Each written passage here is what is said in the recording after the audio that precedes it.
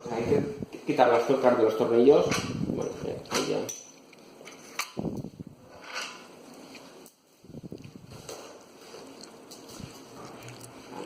Y colocar el asa. Esta parte tiene que ir hacia adentro, hacia la cara de la persona.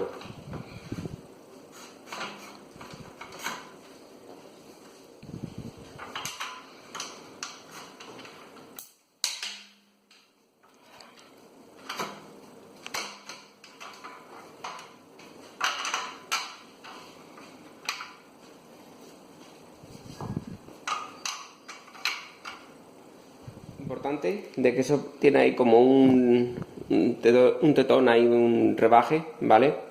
Eso va posicionado ahí en la parte inferior.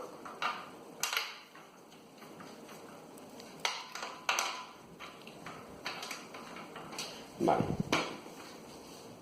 Cuando se aprieta con la tuerca, presionar con fuerza hacia adentro para que se coloque en su posición. Ahí ya no se mueve. Entonces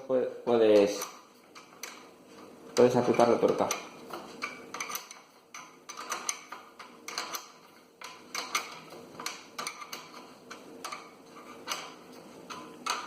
Pues la bandeja tiene este plegable, no se cae, se queda fija en el punto donde la dejes, ¿vale?